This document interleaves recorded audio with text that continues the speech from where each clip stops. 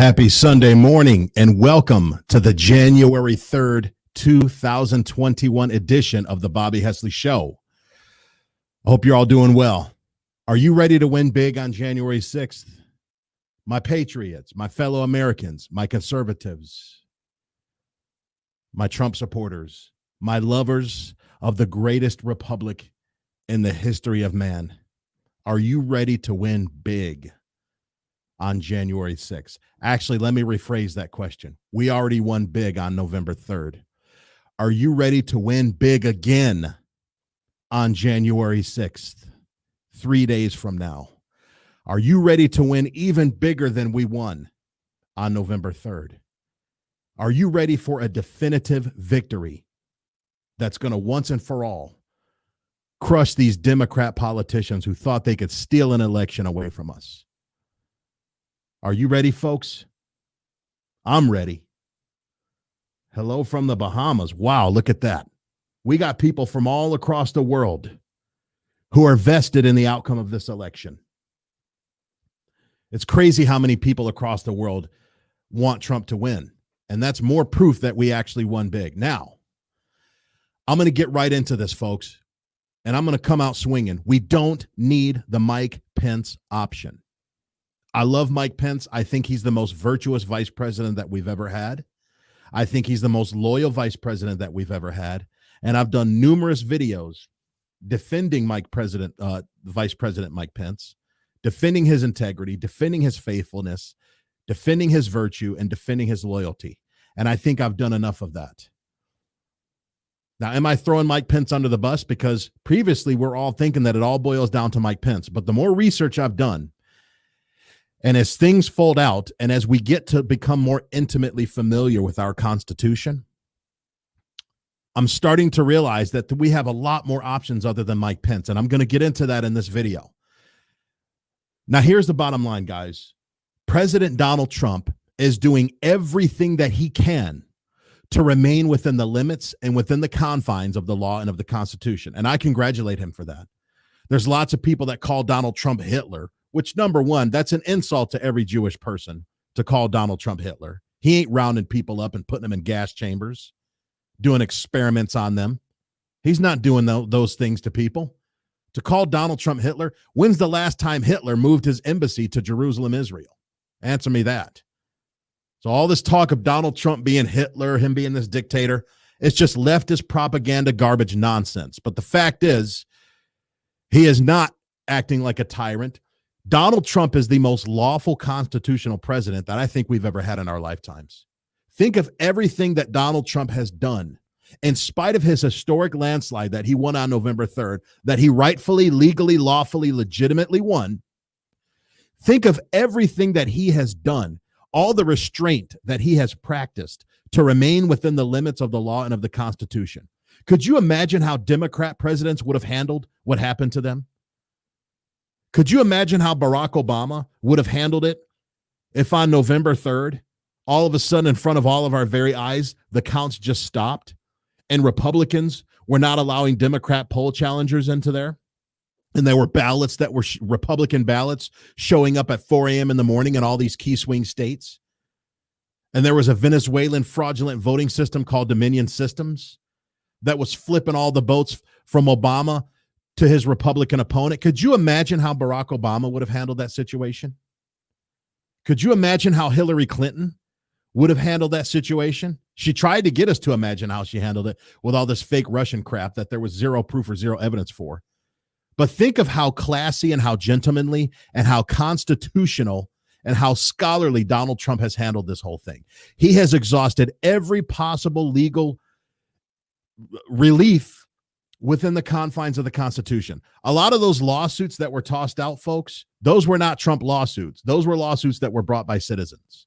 And that's a whole other issue because the courts wouldn't even hear. How could they say that there's no evidence when they're not even willing to look at it? Number one. But number two, he tried to go through the Supreme Court. That didn't work. He has exhausted so many different constitutional options, and he still has a handful of constitutional options that he can use to win this thing, and I'm going to get into that. But more data has been coming forward lately that the Mike Pence option, not only is it not the best option, But there's also evidence that it may not even be constitutional. For a vice president to unilaterally decide, you know what, I hereby do not accept the elections of this result or the results of this election. I don't accept it. Think about that. Think of how abused that could be. You got to realize, folks, lots of vice presidents are failed presidential candidates. Think about it. Think about Al Gore. He was a vice president of 8 years of Bill Clinton. He was a failed presidential candidate in 2000 against George W. Bush. Right? Think of Joe Biden. Imagine the precedent that it would set. It would set a terrible precedent for future butthurt Democrats that lose elections. If Mike Pence were to show up on January 6th and say, you know what, guys, I don't accept this election. That would set a really bad precedent because that's going to open the door for Democrats to do the same thing in the future. If a Republican landslide happens again, and there happens to be a Democrat vice president, which again, the vice president is president of the Senate, you guys realize Donald Trump is not the only man at 1600 Pennsylvania Avenue that's referred to as Mr. President. What if I were to tell you that Mike Pence is routinely referred to, not as Mr. Vice President, but as Mr. President? Why? Because the vice president is president of the Senate. The vice president is the most powerful man in the Senate. So Mike Pence, I also applaud his constitutional restraint because recently he shot down a lawsuit. He got a lawsuit dismissed of Texas Representative Louis Gohmert was suing Mike Pence to try to force Mike Pence to refuse to certify the election. Now, let me tell you why it was a brilliant move for Mike Pence to get that lawsuit dismissed and why he was all completely within his rights to get that dismissed. And it could be a genius lawsuit. It could be a nice little chess move by the Republicans because what it did is it got other states, it got this coalition building within Congress to oppose the certification of this election. But the Constitution specifies that there are only certain people, there are very specific people who are the only ones who have the rights to oppose certification of the election. And believe it or not, folks, the vice president is not one of those people. Do you guys know that the vice president, the president of the Senate, whether he's Democrat or Republican, according to our sacred Constitution, does not have the right to refuse to certify an election? However, he does have the right to allow Congress to refuse to certify the election, and that's where everything is going towards. So let me address the Louis Gohmert lawsuit real quick. Now, Louis Gohmert filed a lawsuit last week basically trying to force Mike Pence to decertify the election. Now, let me tell you why that didn't stand. And let me tell you why I'm glad it was dismissed and why Mike Pence is not a traitor, guys. Mike Pence is not part of the deep state. Knock it off with all this deep state talk about Mike Pence. Knock it off about the envelopes at Bush Sr.'s funeral. We don't know what was in those envelopes, guys. Do you know what was in those envelopes? How do we know? What if it was just a condolence envelope? For all we know, what if each past president got their own little envelope that had a different little note? We don't know what was in that envelope. We have no proof or no evidence. So let's not speculate, such and such is going to happen on January 6th because of the contents of the envelope that Mike Pence got 2 years ago at the funeral of Bush Sr. Let's stop with all the conspiracy theory stuff, guys. Like I said on my podcast last night, let's stop it with all the fake news coming out from the right, all the conspiracy theory. Let's stop that. Mike Pence is not part of the deep state. Mike Pence is not a traitor. Mike Pence is not being disloyal to President Trump. Mike Pence is proving himself through this crisis to be a premier constitutionalist. And I actually am thankful to Representative Texas Rep. Louis Gohmert for suing Mike Pence because you know what it did? This is the magic of lawsuits. Even when a lawsuit is dismissed, it clarifies the law. And what this Louis Gohmert lawsuit against Mike Pence did is it clarified his role. It clarified Vice President Mike Pence's role on January 6th. And what it did is it put it into the proper constitutional context that it belongs in. It is the role of Congress to decertify the election. And let me tell you why that lawsuit had no standing and why it was dismissed.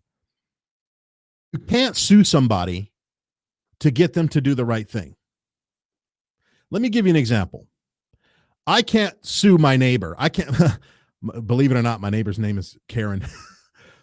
I can't walk up to my neighbor, Karen, and say, hey, Karen, I don't like the way you've been looking at my garbage can lately. And it makes me kind of paranoid. I notice every Tuesday when I put my garbage out, you kind of look at my garbage can kind of like you want it. You kind of look pretty covetously at my garbage can. I can tell that you're coveting my garbage can, and I'm paranoid that you're going to steal my garbage can out of my driveway. So you know what I'm going to do, Karen? I'm going to sue you to make sure you don't steal my garbage can. I'll see you in court. That's the most ridiculous example I could use, but the more ridiculous it is, the more simple it is. You cannot sue somebody to get them to do the right thing. The only way that you can sue somebody, the only way you're not going to be laughed out of court and have your case dismissed, is you have to sue after the fact. You can't sue for perceived injury, right? You can only sue for injury that has already happened to you. Now, I could say this. I could say, hey, Karen, I noticed you stole my garbage can. So I'm going to take it to small claims court, and I'm going to sue you for the $9.12 that I had to spend at Home Depot for that garbage can. I'll see you in court. Now, that's a legit lawsuit. It's a stupid lawsuit, okay? But it's not a frivolous lawsuit. This lawsuit that Representative Louis Gohmert had against Mike Pence was a frivolous lawsuit because you cannot sue somebody for something that they have or have not done yet. Does that make sense, guys? You can only sue people after the fact. You can only sue people after they have done wrong. You can only sue people after they have injured you. You can't sue somebody to prevent them from injuring you. No more than I can sue Karen for my paranoia that I think she's going to take my garbage can. But I can sue her after she takes it, okay? And actually, I have to credit the Hip Hop Patriot for that insight. There's this awesome podcaster. His name is the Hip Hop Patriot. And he gave some of the best analysis that I heard on the Louis Gohmert lawsuit. He didn't use that example I used. I like to use analogies to kind of make things, a little bit more understandable. But Hip Hop Patriot did a great job breaking that down. So that should make sense. I hope that makes sense to you guys, that this Louis Gohmert lawsuit was frivolous, but it was also very clarifying. And I don't know. Now I will admit that this is speculation. I don't have proof of this. Jeremy Harrell, that's right. Guys, follow Jeremy Harrell. Follow that guy, Jeremy Harrell. He's a great guy. Maybe I'll try to have him on the show sometime. Great patriot. But guys, it all boils down to the 12th Amendment. That's another option that we have. The other option that we have is the 12th Amendment. Now, what we're going to see on January 6th is nothing out of the ordinary. What if I were to tell you guys that the Democrats have been responsible for more objections to certification of presidential elections than any other party? The Democrats are the ones who pretty much invented objecting to certifying elections. It's funny how all of a sudden they cry voter disenfranchisement, they call racism, they call this, they call that, when us Republicans refuse to certify an election. And I believe that that's what's going to happen on January 6th, folks. But it's Congress that has to refuse to certify. All Mike Pence can do is oversee the debate. And I'm going to show you guys, I'm going to take you guys back down memory lane. And I'm going to show you guys some clips that you may have forgotten about. We all have short memories. And I am going to prove to you guys that the Democrats are just as guilty and just as adamant of opposing elections that they don't like the outcome to. And I'm not going to say as Republicans are, because we have a legitimate reason to oppose this election. The Democrats don't have legitimate reasons to oppose elections that they lose, to try to refuse to certify the election. And not only do they have no standing to try to refuse to certify the elections, but they don't even go about it the right way. Do you realize that it has to be in writing? You cannot verbally object to certifying an election. Your verbal objection has to be backed up by an endorsement from someone in the Senate. You need something, and this is the Constitution, guys. I'm taking you guys to school here. You have to have a senator that has signed in writing that they endorse your objection to the certification of the election. Every time Democrats try to object, they never go about the right protocol. And I'm going to share my screen with you guys, and I'm going to show you a clip to prove that. Now, this happens to be my first election that I ever participated in. It had a big impact on me. I was 20 years old. This was the 2000 elections. And we all have short memories. So I'm going to show you guys a clip that you may or may not remember of what happened after the 2000 elections. Now, keep in mind, the Democrats had no problem tying up the election for 37 days. The Democrats had no problem doing recount after recount after recount to try to decertify the election of George W. Bush against Al Gore back in 2000. And I'm going to take you guys down memory lane, and I'm going to roll that clip for you. Check it out. The joint session of both the House of Representatives and the Senate was to certify the election results. Al Gore, in his dual role as outgoing vice president and president of the Senate, presided over the event that would officially anoint George W. Bush as the new president. If any congressman wanted to raise an objection, the rules insisted that he or she had to have the signed support of just one senator. Mr. President, and I take great pride in calling you that. I must object because of the overwhelming evidence. Now, notice how they are calling Al Gore Mr. President. Why? Because at the time, Al Gore was vice president. And as vice president, he was president of the Senate. And notice that this black politician here, this congressman here, he says, I take great joy in calling you Mr. President, as if Al Gore was actually the president of the United States. Let's keep watching. Of official misconduct, deliberate fraud, and an attempt to suppress voter turnout. The chair must remind members that under Section 18 of Title III, United States Code, no debate is allowed in the joint session. Thank you, Mr. President. To answer your question, Mr. President, the objection is in writing, signed by a number of members of the House of Representatives, but not by a member of the Senate. Mr. President, it is in writing and signed by several House colleagues on behalf and myself of the 27,000 voters of Duval County, in which 16,000 of them are African Americans that was disenfranchised in this last election. Is the objection signed by a member of the Senate? Not signed by a member of the Senate. The Senate is missing. Mr. President, it is in writing and signed by myself on behalf of many of the diverse constituents in our country, especially those in the 9th Congressional District and all.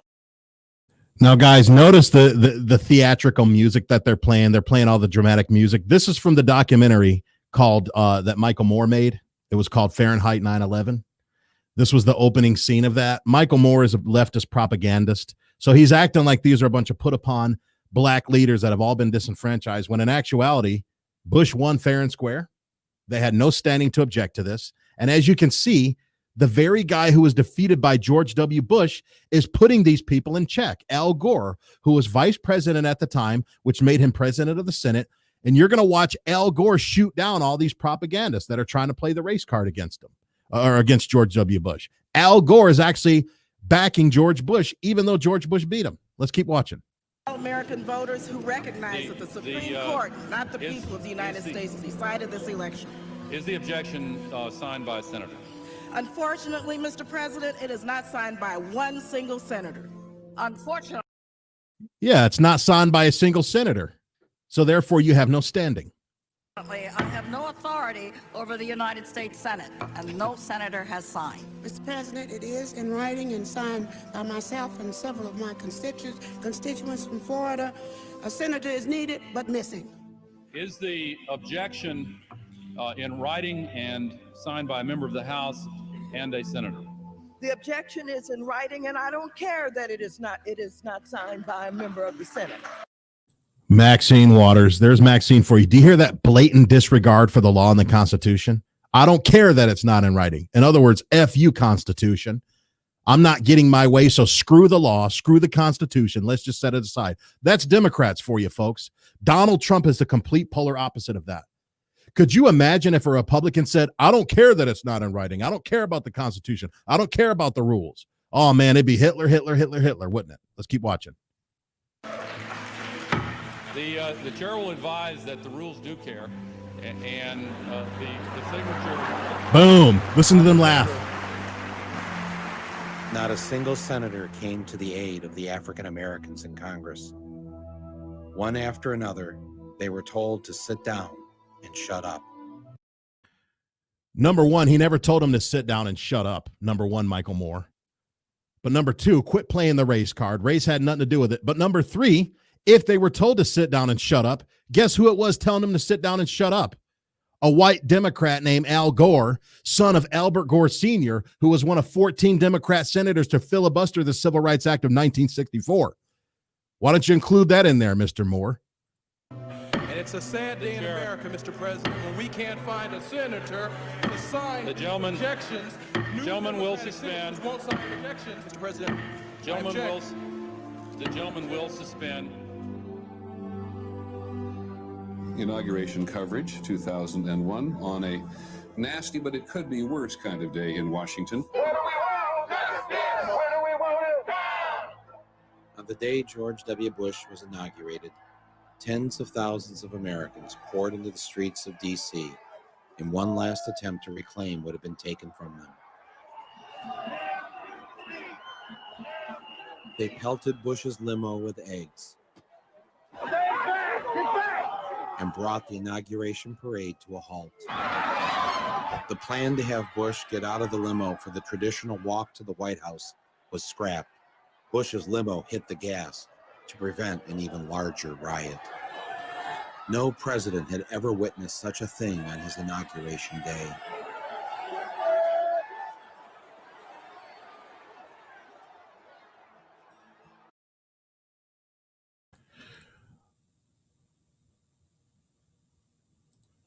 All right. So that's the first clip I want to show you just to prove that Democrats pretty much invented objecting to certifying an election. Okay. And they've done it many times. Okay. I'm going to show you more clips of them doing it. But in the meantime, folks, before I do that, I need everybody to like this video, share this video, comment on it. Okay. Be sure to subscribe to all my social media channels. You're going to get a ton of value. Let me see some ones if you're excited about January 6th. Let me see some ones in the comments right now. I want you to flood this thing with the number one. If you're an optimistic patriot who still believes in the marrow of your bones and the depths of your spirit that this thing ain't over until it's over. Who's with me? Let me see those ones. There they are. Look at all these ones flowing in, guys. Look at all this hope. Look at all this patriotism. Look at this, guys. It ain't over till it's over. Do not let the Democrats and the media, I know we're coming up to the wire. I know we're 3 days away from game time. Now is not the time to go weak-kneed. Hold the line, guys. Hold the line. Now, this is all going to go back to the 12th Amendment. Let me show you another clip of 2016. Now, we're going to skip. Now, keep in mind, the Democrats objected both times George W. Bush was elected. Okay, they objected in the year 2000, as I just showed you. They also objected in 2005. They tried to decertify that. It's funny how in the year 2000, they were saying that Bush stole the election because he used the Electoral College. He lost the popular vote, but he won the electoral vote. Therefore, he stole the election. What's funny is that in 2004, Bush won the popular vote and he won the electoral vote, yet they were trying to decertify Ohio to get it to go for John Kerry. So if it's their guy, if it's their Democrat, John Kerry, all of a sudden they can use the Electoral College to win, which is what they tried to do with the state of Ohio, right? They tried to decertify the electoral votes from the state of Ohio. Barbara Boxer, and I think it was Tubbs. I forget her. I think it was Stephanie Tubbs was her name. Barbara Boxer and Stephanie Tubbs, two Democrats, both tried to get Ohio to go for John Kerry, where just 4 years earlier, they were completely against the Electoral College. To them, the Electoral College was theft. It was all about the popular vote. 4 years later, popular vote doesn't mean anything. Oh, it's all about the Electoral College now. We need to try to decertify Ohio. Now, let me show you guys something that you may have never seen before. And it is sweet music to my ears, and it is sweet art to your eyes. This wasn't that long ago, guys. This was just 4 years ago when the Democrats were trying to decertify the election of President Trump. They were. Let me roll that clip and hang in there, guys, because I'm going to show you how the 12th Amendment is going to kick in here. Just hang in there. But I got to take you guys down the road of history here. Because like I said, we all have short memories, and it's easy to forget history. I need to remind you guys of that there is precedent for what's going to happen on the 6th, except this time we're going to be successful at it, unlike the Democrats who had no standing.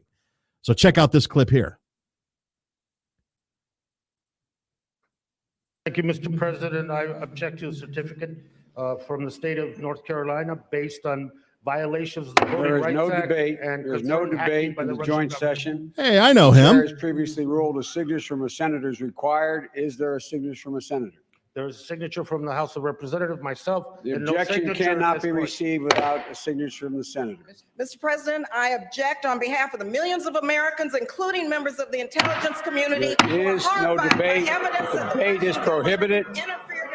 Get him, Jim Crow Joe. Get him. The chair has Smack 'em previously down. ruled a signature from a senator is required. The objection cannot be sustained unless one is available. Mr. President, despite grave concerns of the intelligence officials showing Objection Russia cannot. Shut your mouth. Didn't you hear Jim Crow Joe just tell you that you have no standing, that you have to have it in writing from a senator? Knock it off. interfered with our election, it is signed by myself. Senator Klobuchar. Senator Klobuchar, continue to tally.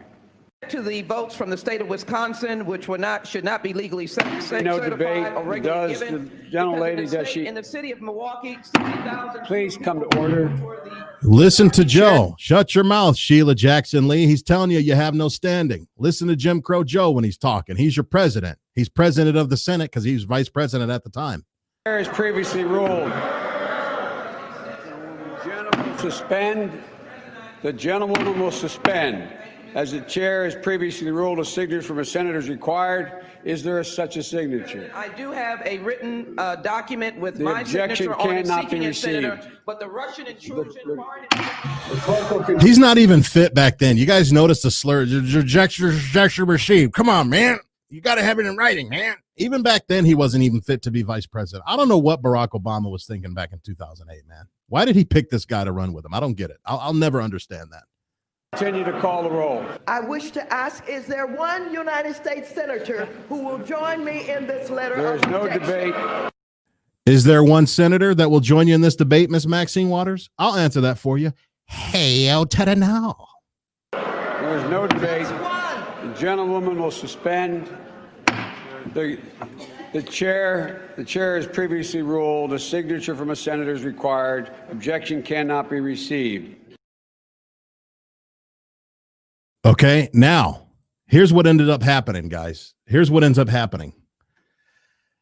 Once they knew that they did not win in 2016, once they knew that Trump crushed Hillary, once their plan failed, because, guys, I believe that back in 2016, I believe that it was hubris and arrogance that defeated the Democrats. Yes, it was Donald Trump that defeated them, but Donald Trump was given a huge assist by the hubris and by the arrogance of these Democrats because they didn't think that this outsider would win. Because think about it, both candidates were from New York. Hillary Clinton was from New York. Donald Trump was from New York. And they thought, you know what? Hillary's got this. It's your turn. I'm with her. Identity politics. We already had our first black president. Let's get our first woman president in there.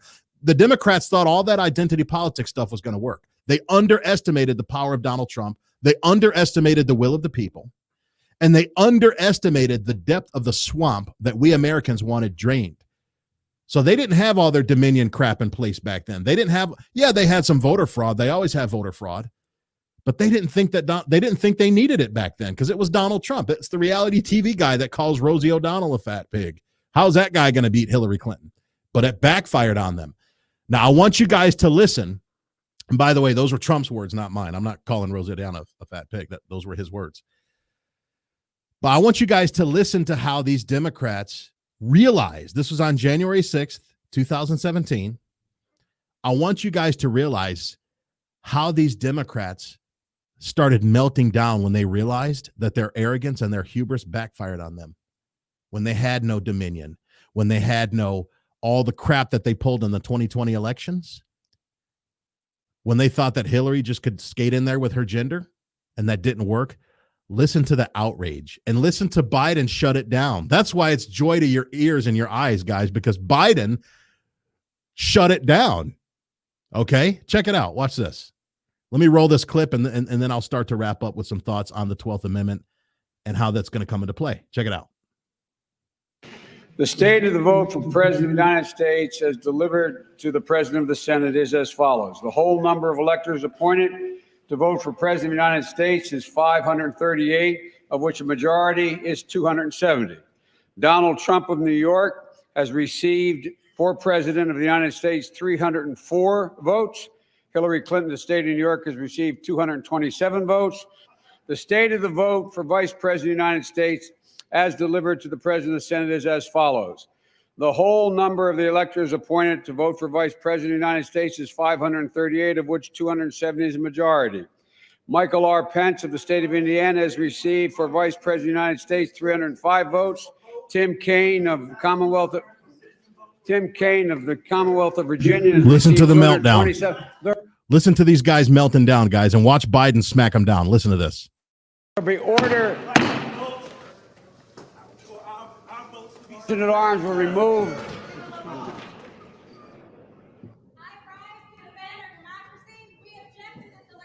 Sergeant at arms will remove the officers from the gallery.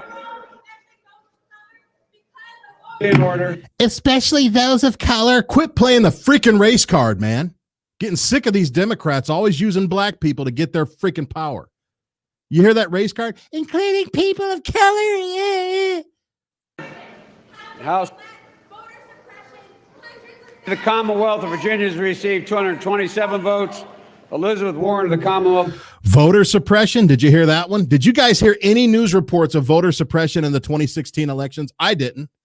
You know why I didn't hear about any voter suppression in the 2016 elections?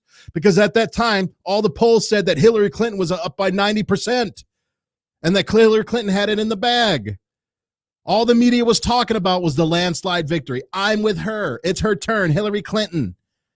You didn't hear anything about voter suppression. They didn't start this voter suppression crap until it was too late, and they knew that Trump won. Now they want to play the race card and the voter suppression card. That's Democrats for you, guys.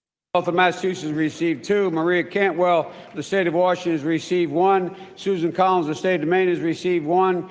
Carly Fiorina, the Commonwealth has received 1. The sergeant at arms will remove the protesters from the gallery. Listen to that. Biden called on the sergeant of arms to remove these protesters. Listen to this guy. Listen to this guy have a conniption fit in the background. Listen. Chamber will be in order. The change will be in order. We the people, we the people want to be able to kill babies.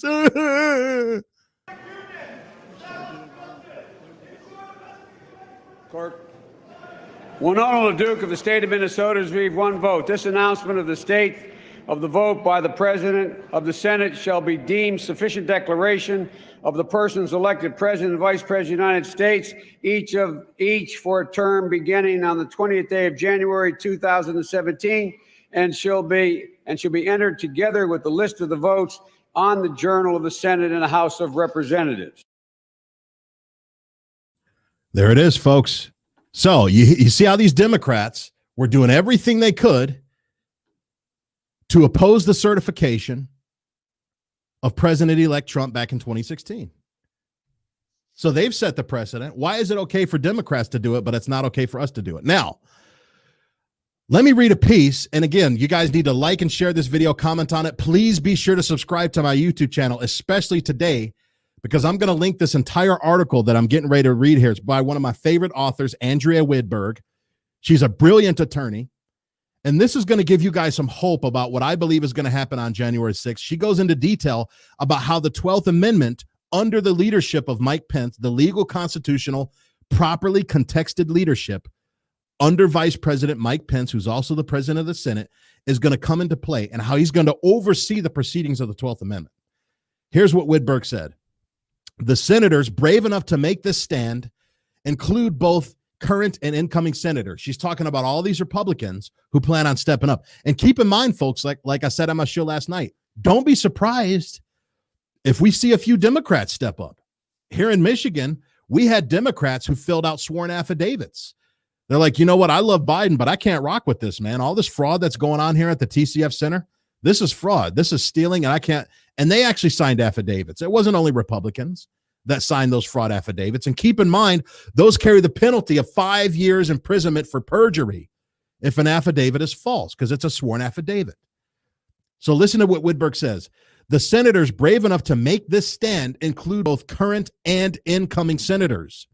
The current senators, all Republicans, are Ted Cruz of Texas, Ron Johnson of Wisconsin, James Lankford of Oklahoma, Steve Daines of Montana, John Kennedy of Louisiana, no relation to the Kennedy liberals up in the Northeast. He's not part of Camelot, don't worry. Marsha Blackburn, Tennessee, Mike Braun, Indiana, where Vice President Pence is from.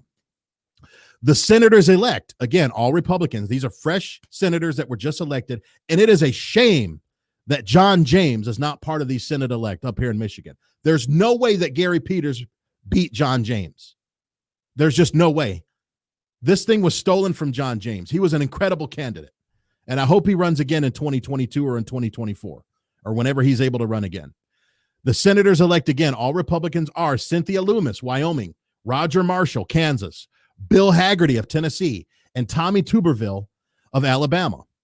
Whitberg continues, the senators are joining a growing wave of Republican members of the House who have announced that they will object to the Electoral College votes, according to Breitbart.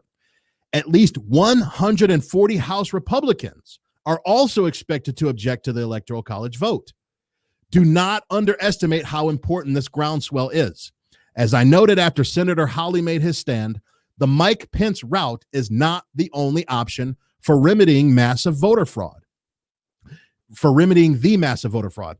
If the Senate makes a stand and refuses to certify the contested votes for Biden, this means neither candidate has sufficient Electoral College votes to win the White House. Now, what happens if neither candidate has sufficient Electoral College votes to win the White House? As of right now, Donald Trump is supposedly at 232 electoral votes, from what I understand. If these 7 states are tossed, if these 7 states are not certified based on the 12th Amendment constitutional objections of Congress under the leadership of Mike Pence, I believe, but don't quote me on this, but I believe that will knock Joe Biden down to 222 electoral votes. So Trump will have 10 more electoral votes than Biden, but they're still both a healthy distance away from the 270 that are needed. Okay. What if I were to also tell you guys that at one point in time, you guys remember when Barack Obama first became a senator back in 2004? Let me show you something here. When Barack Obama was elected to the Senate of Illinois, do you know that he also objected to voter fraud in January 2005? Check this out. FYI, Obama, just 3 days after he'd assumed office, also used the opportunity to lament that so many American voters have doubts as to whether our process is fair and just. So this is a speech that Barack Obama gave just 3 days after he was sworn in as senator of Illinois, and he was arguing voter fraud back then. So like I said, it's okay for the Democrats to do it, but it ain't okay for us. Now, I know I'm going kind of long here. I really appreciate you guys tuning in. And the fact is, your man Bobby Hessley, almost 2 months ago, when I was down in Orlando for a real estate investing seminar, I was still doing my walk-in talks. It was really hot out there. I was sweating in the video. And 2 months ago, guys, this was back on November 13th, I was already predicting that the 12th Amendment would be invoked. I was already telling you guys about the 12th Amendment. Let me see some ones in the comments section if you guys remember me talking about the 12th Amendment 2 months ago when I was down in Orlando. Do you guys remember that? If you don't remember, I'm going to refresh your memory. And this is another reason why it's very important that you subscribe to my YouTube channel, because you can see all these archived videos. I got a great little video library that's building on my YouTube channel. And I'm going to roll a clip of me talking about how the 12th Amendment works. And I want you guys to do more research on this, because that's what I believe is going to come into play on January 6th. That's why it's such a pivotal date. So let's roll this clip of your man, Bobby Hessley. This was on November 13th, 10 days after the election last year, which was 2 months ago. Check it out. But I also want you guys to own your knowledge. I want you to own your research. And I want you to kind of do some of the work yourself. I want you to familiarize yourselves with the 12th Amendment. That's my homework assignment for you guys today. I want you to look up the 12th Amendment. It's easily accessible online. Just pull up your phone and study the 12th Amendment. I want you to get really familiar with the 12th Amendment. Okay? Get intimately familiar with the 12th Amendment, because this 12th Amendment is going to be your friend and companion over the next several weeks. This 12th Amendment is going to help you keep your sanity. The 12th Amendment is going to help keep you anchored. And the 12th Amendment is going to really, really help you appreciate the genius and the foresight of our founding fathers. There are so many safety mechanisms that they put in place. There are so many checks and balances. There are so many contingencies, constitutional contingencies, safeguards, safety nets. There are all kinds of things that our brilliant founding fathers put in place so that when things like this happen, there are workarounds and there are safeguards to safeguard our republic. Okay? So let me give you the elevator pitch. Let me give you the long story short, the Cliff Notes version of what the 12th Amendment is. Basically, what the 12th Amendment is the 12th Amendment gives Congress, and by Congress, I technically mean the House. It gives Congress, well, the House and the Senate, it gives Congress the power, the right, and the authority to decide who the president is when there's not a clear winner in a presidential contest. Now, don't let that freak you out, guys. Don't let that make you nervous. Don't let that make you feel like, oh my gosh, it's going to be in the hands of Congress to decide who the president of the United States is. Isn't that kind of subjective? Isn't that kind of arbitrary? Aren't we, again, letting the foxes build a chicken coop? Nancy Pelosi is going to decide who the president is. Mitch McConnell is going to decide who the president is. No, guys, here's how it works. The 12th Amendment provides for the fact that if Congress has to decide who the president of the United States is, each state in the union has to cast a vote. And whoever the legislator is in each state, whichever legislator, whichever party has the majority in that legislature, that's what the deciding vote is. So there are 50 states in the union. Each state has Democrats and Republicans in the legislature. Get this, guys. Of the 50 states that are in the United States, 30 of those states are Republican-controlled states. 30 of those states have a Republican majority legislature. And this is why you guys need to call your legislatures, call your state legislatures, and demand that this election not be certified unless it's recounted and audited, and threaten them with pulling your vote and your support for them if they don't do that. Put a little pressure on them, guys. They work for us. We sent them there. We pay their salary with our tax dollars. We decide the course of their lives. They don't decide the course of our lives. So get this, guys. If it goes to Congress, President Trump wins. Because there are 30 states that are Republican. He's going to get 30 Republican votes and 20 Democrat votes are going to go for Biden. We're going to win by 10 states, guys. We have a 10-state spread advantage if this goes to Congress. And I truly believe that the Supreme Court, the Amy Coney Barrett Supreme Court, is going to kick this thing over to Congress. Now, I will admit, guys, your man Bobby Hester will always admit when he's wrong. I don't have a crystal ball. I can't predict everything. I was off on the Supreme Court, okay? They didn't come through for us.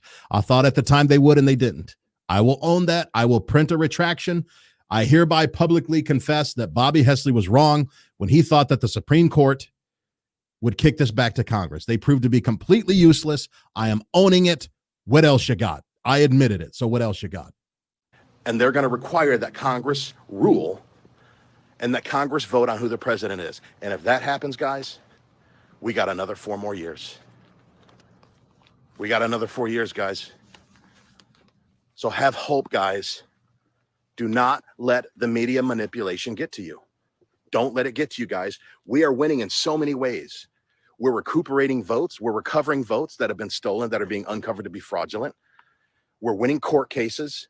We're winning lawsuits. Keep in mind, this was 10 days after November 3rd, guys. 10 days. A lot was still happening at the time that was developing.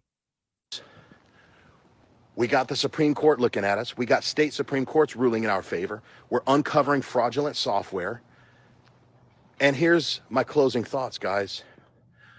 The Democrats knew that Joe Biden wasn't going to win. And I believe that the Democrats planned on Joe Biden losing from the get-go. I believe that they purposely picked a losing candidate because they know that there's nobody that they could put up against President Trump that would win. There's nobody on the Democrat side, guys. Survey our opposition. Take a look at the Democrat Party. Who could they possibly put up against Trump? I don't even think AOC is old enough to run. You got to be at least 35 years old. Is AOC, Alexandria Ocasio-Cortez, is she 35 years old, guys? Sound off in the comments. I don't know. Put her age in the comments. She ain't old enough to run. Maxine Waters, she can't even get a coherent sentence out of her mouth. Nancy Pelosi's too busy getting duped by parlors and holding on to her teeth. Think about it, guys. Chuck Schumer, they're going to put Chuck Schumer up? They're going to put Michelle Obama up? Who does the Democrat Party have that they could have possibly put up against Trump that would have stood a chance? Joe Biden was the logical answer. 31, there you go. So AOC is not even old enough to run for president, guys. You got to be at least 35. So think about that, guys. They picked Joe Biden because Joe Biden is the low-hanging fruit. He was the last vice president that we had prior to this administration. He's got the longest record of 47 years. He's their favorite systemic racist. They want to pick the most anti-black, anti-baby candidate they can pick. And Jim Crow Joe is the most racist, abortion-hungry candidate to run for office outside of Barack Obama and Hillary Clinton. He was the perfect pick. But they knew that in picking him, he still wasn't going to win. So that in the Democrat mind, they're thinking, okay, how? Yeah, the trolls are coming out this morning. Just ignore the trolls, guys. Just ignore them. Just let them buzz around your ears like little gnats. It's okay. But think about this, guys. The Democrats wanted to plan a delegitimization scheme. They wanted to set up a narrative. And I made a video about this last week, guys. You'll find it when it comes to gaslighting. The Democrats knew that they were going to lose no matter who they put up against Trump, no matter who they put up against him. So I believe that they orchestrated their own defeat just so that they can take away the victory from Trump.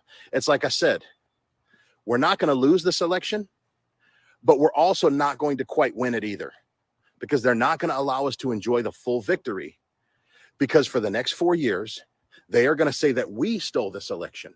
They're going to say that Trump stole the election, when in actuality, they are the ones who did it. They're the ones who stole it. But that's what gaslighting is, guys. That's another homework assignment for you. Study gaslighting. It's a predatory manipulation tactic that abusive people use, where they will accuse the very victim that they are abusing of the actions that they're doing to the victim.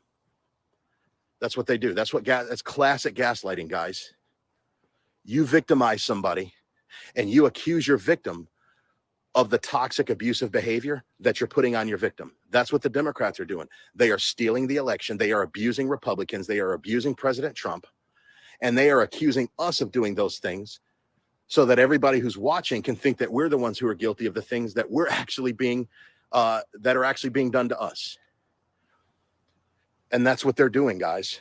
It's a brilliant plan if you think about it, because Trump is going to kick butt for the next 4 years. Don't get me wrong. He's going to have a great second term. And I've always said, guys, Trump's second term is going to be pretty historic, because think of everything that Trump did in his first term without a thought for his second term. He built the wall. He cut taxes. He made all the advances for the black community. He did the Israel-UAE deal. He drained the swamp. He did so many things in his first term without a thought for whether or not it could cost him re-election.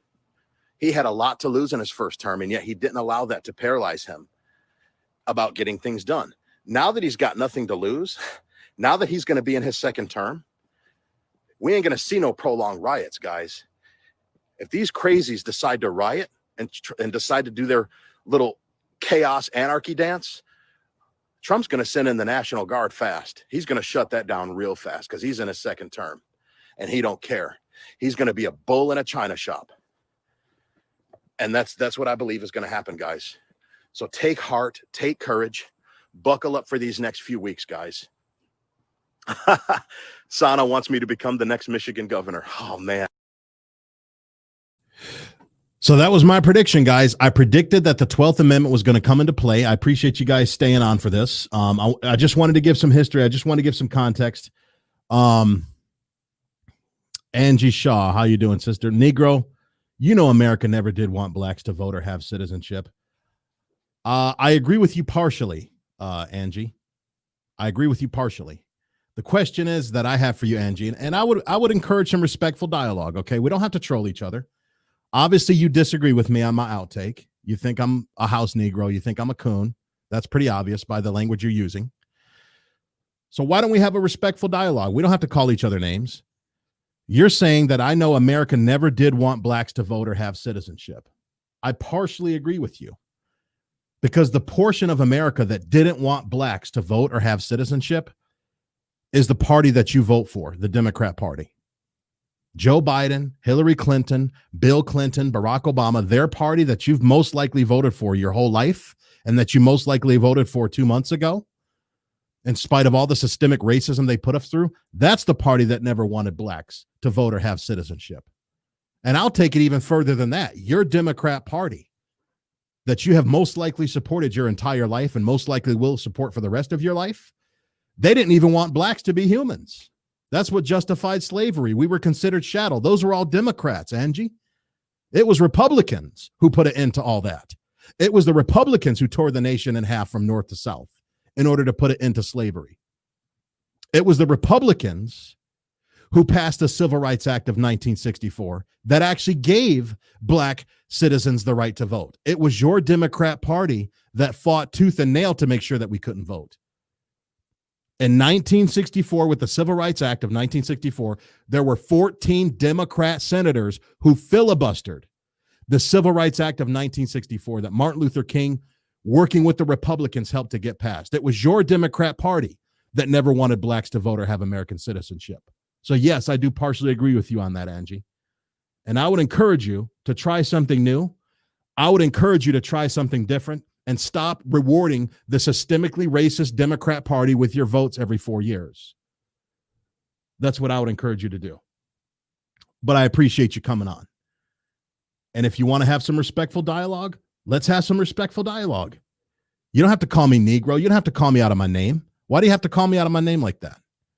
Why can't you just come on here and have a respectful dialogue with me and say, Bobby, I disagree. I believe that America never wanted blacks to vote, but instead you got to call me Negro. You got to do all this, all that. And that's what black Democrats do for the most part. Black Democrats who are respectful of a black conservative Republican, myself, are a very rare breed. And you have proven that today.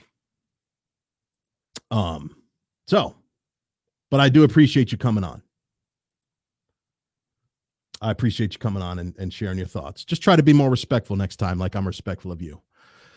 So anyway, guys, if you haven't done so, please subscribe to my YouTube channel. Please subscribe to all my social media accounts. Please be sure to like this video, share it, comment on it. It's really important you subscribe to my YouTube channel. If you want to see the full article that I read today, I have it on my YouTube channel there. I linked to it there. I love you guys. I hope you have a blessed Sunday. I'm going to be doing some videos in the coming days about January 6th. I'm going to be doing some videos about some practical wisdom that you need to bring with you if you plan on being in Washington, D.C.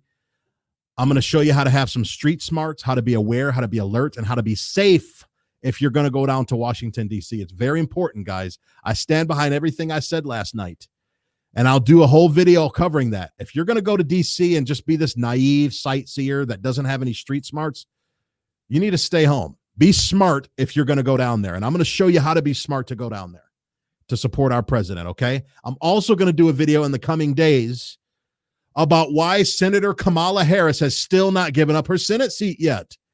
I mean, for somebody who won an election so confidently, why is she not giving up her Senate seat yet? What's the deal? So stay tuned, guys. Again, like and share this video, comment. Please subscribe to my YouTube. I really appreciate you guys coming on. I love you. God bless you. Trump 2020. It ain't over till it's over. I will see you guys on the next show.